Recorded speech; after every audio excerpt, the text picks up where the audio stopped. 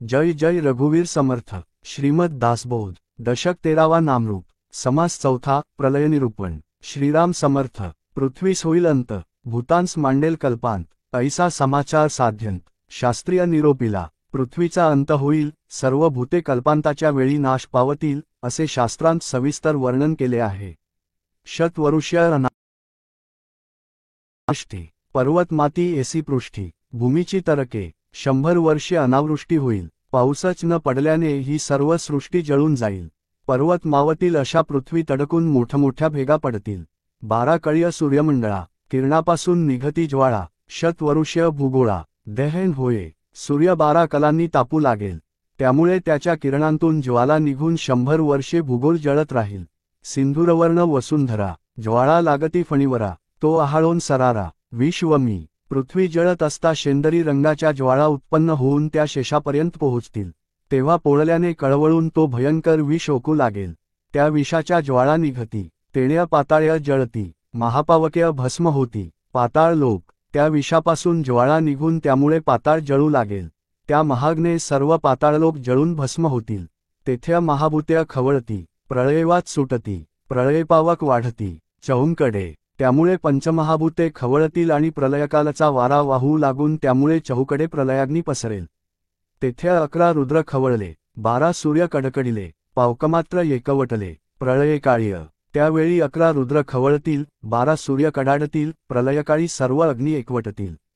वायो विजांचे तडाखे, तेण्या पृथ्वी अवघी तरखे, कठीणत्व अवघेंची फाके, चहूंकडे। वारा आणि वीज यांच्या तडाख्याने अवघी पृथ्वी तडकेल, तिचे कठीणत्व चहूंकडे पसरेल। तेथे मेरूची कोण गणना, कोण सांभाळील कोणा, चंद्र सूर्य तारांगणा, मूस जाली, तेथे मेरूची काय कथा, तेथे कोण कोणाला सांभाळू शकेल।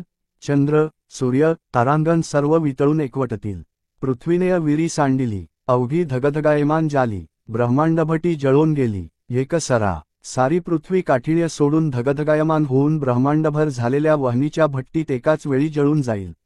जळोनी विरी सांडिली, विशेष महावृष्टी जाली, तेण्या पृथ्वी विराली। जळामध्ये जलानेही सत्व सोडले की विशेष महावृष्टी होऊन त्या जलात पृथ्वी विरून जाईल। भाजला चुना जळीय विरे, तैसा पृथ्वीस धीर न धरे, विरी सांडुनिया त्वर्य, जळीय मिळाली। भाजलेला चुना जसा त्वरित पाण्यात विरून जातो, तसा पृथ्वीलाही धीर धरवत नाही आणि सत्व सोडून ती त्वरेने जलात विरून जाते। शेषकूर्ण वाराव गेला, पृथ्वीचा आधार तुटला, सत्वा सांडून जळाला, मिळून गेली। शेष कूर्म वराह सर्व नष्ट झाल्याने पृथ्वीचा आधार नाहीसा होऊन ती सत्व सोडून पाण्यात मिसळून जाते। तेथे प्रळयमेघ उचलले, कठीण घोष्य गर्जिनले, अखंड विजा कडकडीले, ध्वनी घोष। तेथे प्रलयमेघ उत्पन्न होऊन मोठमोठ्याने गर्जना करू लागतात, त्यात अखंड विजा मोठमोठ्याने आवाज करीत कडाडू लागतात। पर्वतप्राय पडती गारा, पर्वत उडती ऐसा वारा, निबिड तया अंधकारा, उपमाची नाहीय। पर्वतासारख्या मोठमोठ्या गारा पडू लागतात, पर्वतही उडून जातील अशा वेगाने वारा वाहू लागतो आणि इतका घनदाट अंधकार पसरतो की त्याला उपमाच देता येत नाही। सिंधू नद्या एकवटल्या, नेणो नभींहून लिचवल्या, संधीच नाहीया धारा मिळाल्या। अखंड पाणी, मोठमोठ्या नद्या आणि समुद्र एक होतात। आकाशातून जलधारा अशा वाहू लागतात की आकाशातूनच रिचवल्याप्रमाणे 2 धारांमध्ये जराही पोकळी राहत नाही, त्यामुळे सर्वत्र पाणीच पाणी होते। तेथे अमछमूर्म सर्प पडती, पर्वतासारिखे दिसती, गर्जना होता मिसळती, जळांत जळय। तेथे पर्वतासारखे मत्स्य कर्म सर्प वगैरे पाण्यात पडले आणि घनगर्जना झाली की सर्व पाणी एक होते। सप्त सिंधू आवरणीय गेले, आवरणवेडे मोकळे जाले, जळरूप जालिया खवळले, प्रळय पावक।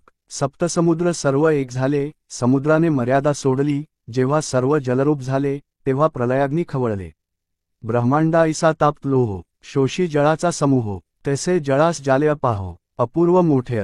ब्रह्मांडा एवढा तापलेल्या लोखंडाचा गोळा होऊन त्याने सर्व जलसमूह शोषून टाकले, त्याप्रमाणे जलाच्या ठिकाणीही मोठे अपूर्व घडले। तेण्या आटोन गेले पाणी, असंभाव्य माजला वन्नी, तया वन्नीस केली झडपणी, प्रळय वातेय। सर्व पाणी आटून गेले आणि प्रलयाग्नी असंभाव्य असा माजला, त्या अग्नीला नंतर प्रलयवाताने झडपले। दीपास पालव घातला, तैसा प्रळयपावक विझाला, पुढे वायो प्रबळला, असंभाव्य। दिव्याला पदराने वारा घातल्यावर तो विझावा, तसा प्रलयवाताने प्रलयाग्नी विझून गेला आणि पुढे प्रलयवातच असंभाव्य असा खवळला। उदन पोकळी थोडा वारा, तेणे वितळून गेला सारा, पंचभूतांचा पसारा आटोपला, पण आकाशाची पोकळी इतकी विशाल आणि त्या मानाने तो प्रलयवात अगदीच थोडा. त्यामुळे त्या पोकळीत तो सर्व वितळून गेला. याप्रमाणे पंचमहाभूतांचा सर्व पसारा नष्ट झाला. महद्भुवात मूळमाया, विस्मरणीय वितुळे काया, पदार्थ मात्र राहावया, ठाव नाही. महद्भूत जी मूळ माया तीही बहुश्याम या स्मरणाचेही विस्मरण झाल्याने स्वप्नाप्रमाणेच नष्ट झाली. त्यामुळे पदार्थ मात्र आस्थावच राहिला नाही. दृश्य हलकालोळय नेलेय, जड चंचळ वितुळलेय, याउपरी शाश्वत उरलेय, परब्रह्म तेय. सर्व दृश्य सृष्टी हलकल्लोळाने नाहीशी झाली. जड चंचळ मूळ माया वितळून गेली. याप्रमाणे नंतर केवळ शाश्वत परब्रह्म उरले. इति श्रीदासबोधे गुरुशिष्य संवादे. प्रळयनाम समास चौथा. जय जय रघुवीर समर्थ.